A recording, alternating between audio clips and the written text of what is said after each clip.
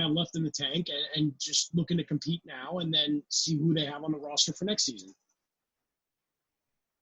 It's kind of funny because I was going to make a joke that Michael Beasley has got to be absolutely thrilled that they're basically not testing for anything outside of the performance enhancers down there.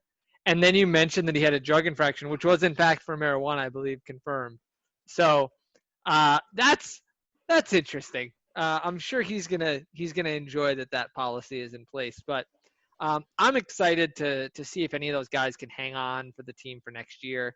And it should be really interesting. And Jason, if all goes well, the next 2 weeks we're going to really get to talk some basketball. We're going to get to focus on real NBA basketball coming in. I mean, right now the signs are good with all the players coming in, testing negative. And I mean, time will really tell as the games start, but I'm cautiously optimistic that we may actually see these games go through and we may get a real season. I mean, once we get through, the first, second round, that's going to be the toughest part. These seeding games in the first round are when we're going to have the most team-to-team contact.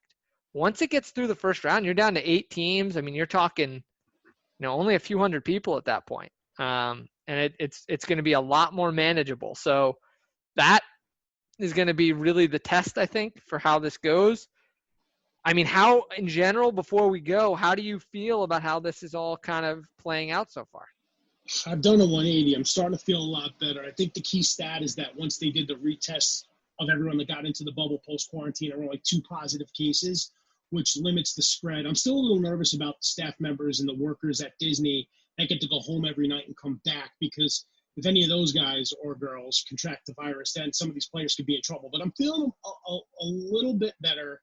I think it was a smooth process so far. And by this time next week, we're going to have some scrimmages, and then the week after the real game. So it's exciting. And then for all the players that we've lost due to opt-outs, due to positive COVID tests, we wish those players all the best in health and safety and hope they can make it back on the court. But you got a guy like Nikola Jokic, who was positive and is healthy and in the bubble. Mm-hmm. You have Malcolm Brogdon, who was in question. He had COVID. He's now back. And, there's a chance that Oladipo plays, which increases Indiana's chances immensely. So for all the players they've lost, it's nice to see that these guys with positive tests are able to get healthy, rejoin the team, and get out on the court. And we hope the same for Westbrook and Harden. And even Kawhi Leonard, who just started his quarantine, he had a family matter to attend to, and he was a little late in arriving to the bubble as well. Yeah, absolutely. So we have our thoughts out to all the folks who got sick and everyone who's, everyone who's at home and all that. So everyone out there, stay safe, stay healthy. If you can, subscribe, rate, and review. If not, we understand. And last but not least, Jason, I'd be remiss. I'm a little salty.